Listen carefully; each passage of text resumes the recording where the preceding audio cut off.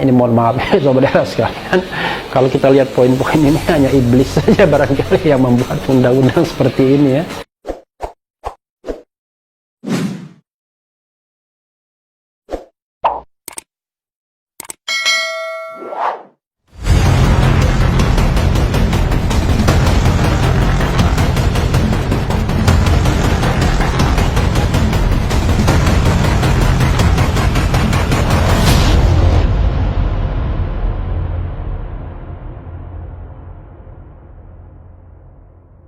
Assalamualaikum warahmatullahi wabarakatuh sobat RH sekalian. Jumpa lagi kita di channel yang keren ini, Keren Cadas. Kali ini saya ingin berpartisipasi untuk bicara mengenai Omnibus Law ya. Kadang-kadang orang bilangnya Omnibus ya, tapi itu dari bahasa Latin, jadi Omnibus Law. Dan buruh itu sudah mengancam akan mogok. Kita tahu perkembangan terakhir bahwa Dewan Perwakilan Rakyat, wakil rakyat kita itu mengesahkan rancangan undang-undang Omnibus Law ini yang terdiri dari belasan klaster, 11 klaster ya kalau tidak salah, nanti kita cek lagi ya. Dan salah satu klaster itu adalah klaster tentang ketenaga kerjaan, tentang buruh. Makanya buruh mau mogok nasional karena undang-undang ini disetujui. Sebenarnya secara teknis begini sobat era sekalian, kalau kita bicara law making proses pembentukan undang-undang itu ada yang namanya inisiasi, itu initiate. Nah, inisiasi itu bisa datang dari presiden, bisa datang dari DPR, maksudnya beberapa anggota DPR atau fraksi atau komisi di DPR, dan bisa datang dari DPD. Omnibus Law ini adalah inisiasi atau inisiatif dari presiden yang kita tahu bahwa presiden sudah mempidatokannya ketika dilantik pada masa jabatan kedua. Dibahas di tengah COVID-19 ini, pembahasannya tidak terlalu terbuka sesungguhnya. Kita tidak tahu perkembangan terakhir kecuali mereka yang memang concern soal ini. Jadi proses to initiate, to deliberate, yaitu bagaimana membahas undang-undang ini. Proses pembahasan sepertinya tidak terbuka, bukan sepertinya, memang tidak terbuka. Dan terakhir approval, persetujuan. Jadi kalau saya bilang mengesahkan itu bahasa teknisnya bukannya mengesahkan, tapi menyetujui. Nah, proses persetujuan itu sudah terjadi. DPR rupanya tidak mendengarkan aspirasi masyarakat. DPR dan pemerintah menyetujui rancangan undang-undang Omnibus Law karena memang presiden ngebet gitu ya. Dan nanti ada proses pengesahan signing oleh presiden dan proses pengundangan oleh Menteri Hukum dan HAM. Nah, tetapi sobat era sekalian, kalau sudah disahkan DPR dan pemerintah, maka sesungguhnya secara teknikal rancangan undang-undang itu pasti akan menjadi undang-undang dan akan berlaku. Karena konstitusi kita mengatakan kalau dia sudah disahkan bersama tanpa tanda tangan presiden pun, maka 30 hari sejak persetujuan undang-undang itu sah menjadi undang-undang dan wajib diundangkan. Seperti yang saya katakan tadi, dari belasan klaster itu ada klaster ketenaga kerjaan. Wah, ini saya mendapatkan poin dari KSPI ya. Apa KSPI itu ya? Serikat Pekerja Indonesia, koalisi apa ya? Yang jelas ini dari Said Iqbal. Ada poin-poin RUU Cipta Kerja yang kita bilang Omnibus Law ya, namanya RUU Ciptaker. Dulu namanya Cilaka ya, jadi Cipta Lapangan Kerja, tapi ini Ciptaker yang disorot buruh. Ini ada 17 poin. Wah, seperti tanggal kemerdekaan saja ya. 1. Upah didasarkan persatuan waktu. Ketentuan ini membuka ruang adanya upah per jam. Ketika upah dibayarkan per jam, maka otomatis upah minimum akan hilang. Jadi sobat era sekalian, saya ingat ketika saya di Amerika Serikat, memang orang suka diupah per jam karena banyak uangnya. Per jamnya itu bisa berapa puluh dolar gitu ya. Bisa 50 dolar. 50 dolar itu kalau uang Indonesia ya 750.000 rupiah. Tapi itu per jam, per 1 jam.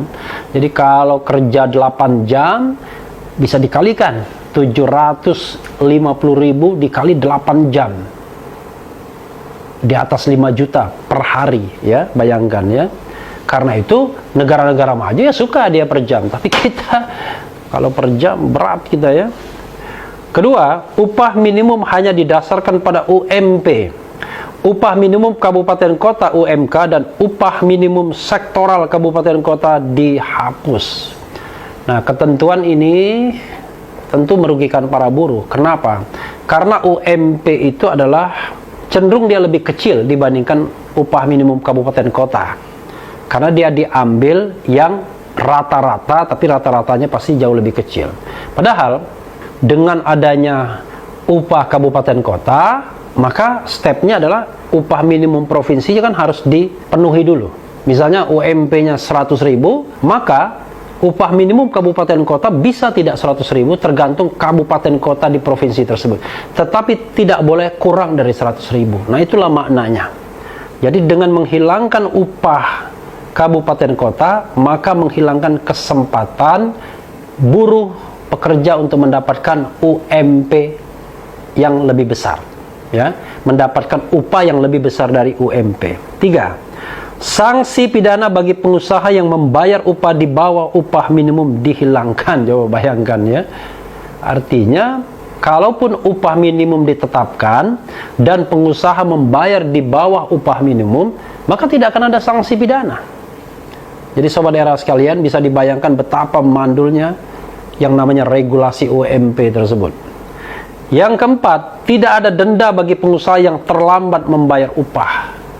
Ini juga bisa kita bayangkan. Kalau misalnya nanti maladministrasi atau uangnya tidak ada dan lain sebagainya, maka tidak ada yang namanya keinginan pengusaha untuk membayar upah tepat waktu. Kenapa? Karena tidak ada sanksinya. Berikutnya adalah 5. Pekerja yang di PHK karena mendapatkan surat peringatan ketiga tidak lagi mendapatkan pesangon. Luar biasa ya. Pengusaha dalam hal ini bisa saja mengarang, ya kan, untuk memberikan peringatan 1, peringatan 2, peringatan ketiga.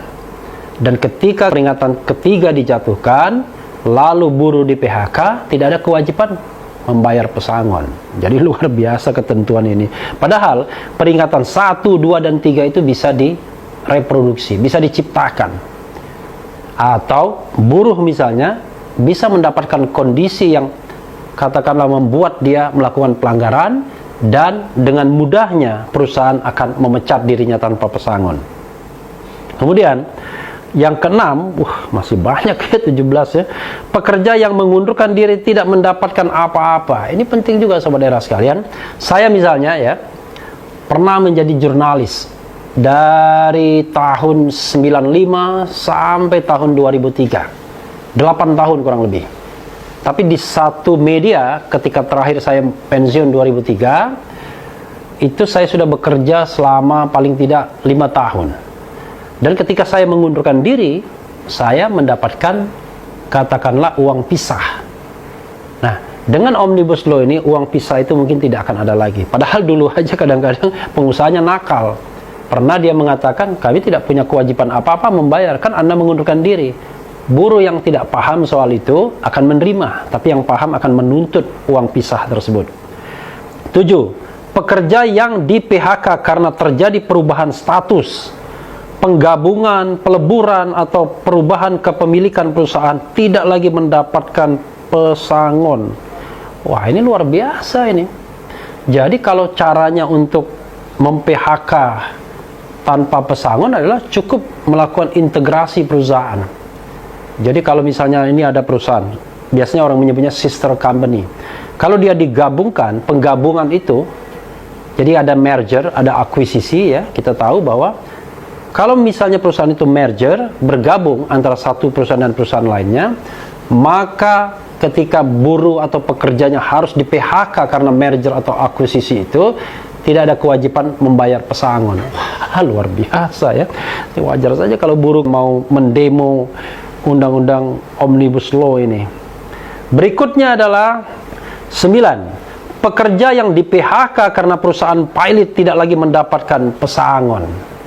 Lagi-lagi masalah ya.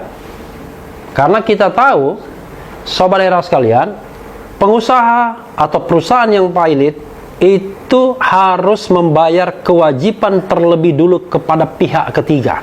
Jadi yang jadi persoalan adalah tidak ada kewajiban kepada buruh atau pekerja sebagai pihak ketiga. Jadi yang akan di-entertain barangkali adalah para investor, mereka yang memiliki piutang terhadap perusahaan yang pilot tersebut. Tapi kewajiban terhadap buruh dan pekerja tidak ada lagi. Jadi itu yang luar biasa juga. Poin 10 berikutnya adalah pekerja yang meninggal dunia kepada ahli warisnya tidak lagi diberikan sejumlah uang sebagai pesangon. Wah, ini sih, kalau ini sih zalim. Padahal kita tahu bahwa kematian itu sendiri sudah duka bagi ahli waris, tapi perusahaan tidak memberikan kewajiban pesangon. Yang terjadi adalah ya barangkali nanti terserah perusahaannya, boleh memberikan, boleh tidak. Padahal bisa jadi dia meninggal dunia karena sedang menjalankan tugasnya. Ini harus diklarifikasi lagi yang seperti ini ya. Kemudian berikutnya adalah pekerja yang di PHK karena memasuki usia pensiun tidak lagi mendapatkan pesangon. Waduh, lama-lama buruh hanya diperas ya kan. Jadi sobat hera sekalian begini, kalau kita kaitkan dengan kesejahteraan di negara-negara maju ya, seperti Belanda, negara-negara Skandinavia, mereka memang besar pajak. Jadi seorang buruh, seorang pekerja itu kadang-kadang penghasilannya itu dipotong 30, 40, 50%, sampai 50%. Di Denmark kalau tidak salah mungkin sampai 60%. Tetapi jangan lupa, uang yang dipotong itu memberikan kesejahteraan kepada buruh dan kepada pekerja ketika mereka pensiun dari perusahaan tersebut. Dan ketika mereka pensiun, mereka jelas penghasilannya per bulan sampai meninggal dunia. Kalau kita bayangkan, ketika di PHK tidak perlu atau tidak ada pesangon. Nah, ini masalah yang luar biasa ya, sobat hera sekalian. Berikutnya adalah 13, pekerja yang di PHK karena mengalami sakit berkepanjangan, mengalami cacat akibat kecelakaan kerja ketika di PHK, tidak lagi mendapatkan pesangon. Wah, ini zalim sekali ini. Saya kira hanya, ini mohon maaf ya sobat hera sekalian, kalau kita lihat poin-poin ini hanya iblis saja barangkali yang membuat undang-undang seperti ini ya. Karena ini jelas-jelas sekali sangat tidak memanusiakan pekerja. Bayangkan coba betapa lemahnya posisi pekerja. Jadi saya membaca berdasarkan poin-poin KSPI ini. Kadang-kadang begini, kalau kita membaca undang-undang sobat era sekalian, ada yang namanya reading between the lines. Satu pasal seolah-olah nggak ada masalah, padahal di balik pasal itu ada sejumlah konsekuensi, dan konsekuensi itulah yang harus diterima pihak yang lemah dalam proses pembentukan undang-undang.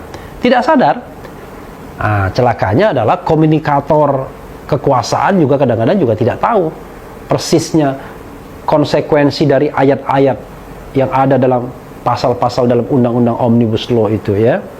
Ini mohon maaf, saya bilang iblis ya. Saya tidak mengajukan, tidak menuduh siapa-siapa, tetapi ketentuan seperti ini luar biasa ya. 15. Membebaskan kerja kontrak di semua jenis pekerjaan. Ini juga bermasalah. Padahal ada putusan MK misalnya yang mengatakan bahwa kalau dia kerja yang terus-menerus, sustainable di perusahaan tersebut, itu tidak boleh dikontrak. Kita tahu bahwa putusan MK itu sendiri kadang-kadang juga tidak diikuti oleh perusahaan. Sebagai contoh misalnya, pegawai lemah, driver, cleaning service misalnya, itu selalu dikontrak. Padahal mereka bekerja tiap hari. Pekerjaan tersebut adalah pekerjaan yang sustainable setiap saat. Jadi bukan pekerjaan musim-musiman. Jadi yang bisa dikontrak itu adalah pekerjaan musiman. Contoh misalnya, ini katakanlah saya membuat konten YouTube seperti ini, saya meng-hire orang. Boleh itu. Karena dia adalah kerja profesional, mungkin dia mengerjakannya dalam jangka waktu 2 bulan, setelah itu putus kontrak. Tapi kalau dia cleaning service, driver, dan lain sebagainya, bisa dibayangkan kalau anytime bisa diberhentikan. Posisi dia sangat lemah. Jadi MK mengatakan kalau yang bekerja terus-menerus harusnya tidak boleh kontrak. Dan ini undang-undang Omnibus Law membebaskan semua pekerja untuk dikontrak. Memang kalau di luar negeri orang lebih suka kontrak, sobat RH sekalian, dibandingkan menjadi pekerja tetap. Why? Ya karena kesejahteraannya jauh lebih baik.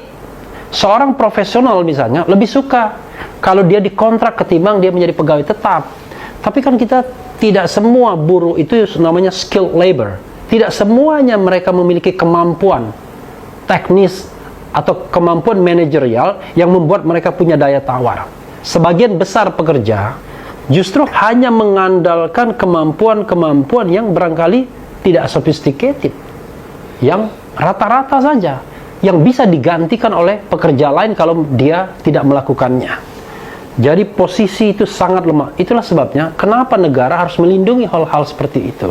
Nah, kalau negara justru tidak melindunginya, bagaimana kita mau mewujudkan kemerdekaan atau janji kemerdekaan untuk melindungi segenap bangsa, ya? Sobat era sekalian, berikutnya adalah outsourcing bebas dipergunakan di semua jenis pekerjaan dan tidak ada batas waktu. Luar biasa, ya. Kalau saya pengusaha, ya saya pasti senang, saya bisa mengoutsource semuanya.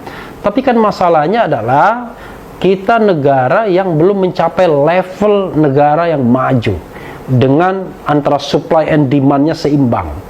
Kita masih banyak demand-nya, supply pekerjaannya masih sedikit. Apalagi COVID-19 ini. Jadi ini ketentuan yang luar biasa juga. 17 ya, the last but not least. Kewajiban TKA untuk memahami budaya Indonesia hilang. Dengan demikian TKA tidak diwajibkan bisa berbahasa Indonesia. Ini jangan-jangan ada sponsor asing juga, ya. Sponsor dari China mungkin, jangan-jangan, ya. Karena kalau mereka suruh belajar bahasa Indonesia dulu, mungkin sulit, ya, karena aksaranya berbeda. Karena itulah kemudian shortcut. Tidak perlu mereka belajar bahasa Indonesia, tidak perlu punya kemampuan minimum berkomunikasi. Yang penting kan sekarang kan ada translator, ya kan? Tinggal bawa HP saja, ya. Padahal kan HP tidak bisa menggantikan fungsi hati. Jadi berkomunikasi itu tidak hanya soal mengerti bahasa, tapi juga bagaimana pekerja tersebut bisa menjadi bagian dari komunitas kalau dia harus bekerja di sebuah tempat dimanapun wilayah Indonesia. Minimal harus bisa berbahasa Indonesia sebagai bahasa persatuan. Sobat daerah sekalian, kalau menyaksikan ketentuan-ketentuan seperti ini, wajar kalau kemudian buruh mau mogok. Kalau kita bicara tentang yang the existing saja, misalnya Undang-Undang Ketenaga Kerjaan, ada pasal-pasal yang melindungi buruh. Dalam praktek di lapangan sering sekali dilanggar. Dan buruh atau pekerja tidak punya bargaining position, tidak punya daya tawar. Sehingga pelanggaran-pelanggaran terhadap hak-hak pekerja jamak terjadi. Nah sekarang sobat daerah sekalian, dengan Omnibus Law ini bisa jadi tidak akan ada lagi pelanggaran hak-hak pekerja. Kenapa? Karena semua hak itu sudah dicabut dengan Undang-Undang Omnibus Law ini. Anda tidak ada pesangon dengan alasan apapun. Kalau misalnya kena SP 3 kali, SP 3 kali, ya, Anda tidak bisa kemudian minta pesangon. Kalau Anda pensiun menjelang usia pensiun, Anda tidak bisa minta pesangon dan lain sebagainya. Jadi haknya sudah dicabut oleh ketentuan Omnibus Law ini. Saya heran, pada masa pemerintahan Presiden Jokowi, mengapa muncul undang-undang seperti ini? Saya awal-awal sobat era sekalian, termasuk yang mendukung adanya Omnibus Law, karena bayangan saya awalnya adalah, mungkin bisa dicek di internet. Karena bayangan saya adalah undang-undang ini adalah undang-undang yang akan menghilangkan pungutan liar. Undang-undang yang akan memapas birokrasi, perizinan yang berbelit-belit. Jadi bayangan saya adalah nanti iklim usahanya kondusif dan bagus. Tapi ternyata undang-undang ini masuk terlalu jauh, yaitu merenggut hak-hak buruh yang selama ini sudah diberikan undang-undang, tetapi juga sering tidak diberikan dalam realitasnya. Nah, itu hanya soal klaster buruh, sobat era sekalian. Belum lagi klaster lainnya yang juga terkait, belum lagi problem-problem yang muncul, lingkungan dan lain sebagainya. Kalau kita tidak protes dengan undang-undang seperti ini, saya khawatir, kita semua khawatir, aset 90%, dan bukan tidak mungkin bekerja sama dengan pihak asing, karena mereka memiliki kemampuan untuk berkolaborasi. Maka yang terjadi adalah kemerdekaan kita yang diproklamirkan pada tanggal 17 Agustus 1945, di mana satu tujuan nasional melindungi segenap bangsa dan mensejahterakan, hanya akan menjadi mimpi yang terasa indah di atas kertas, tapi makin sulit untuk direalisasikan. Ya, Sobat Era sekalian, itu saja soal Omnibus Law. Mudah-mudahan nanti ada upaya untuk menghapuskan pasal-pasal ini. Minimal ada perjuangan lagi di Mahkamah Konstitusi, dan Mahkamah Konstitusi punya hati nurani untuk menghilangkan ini semua. Yang penting tetap di channel ini, karena di channel ini Anda akan dirayu, ditipu, dibaperin, dicecar, diuber pula di jalur khusus. Karena channel ini adalah channel yang mengancam, memeras, dan membenci. Jangan lupa subscribe, like, comment, and share. Ciao.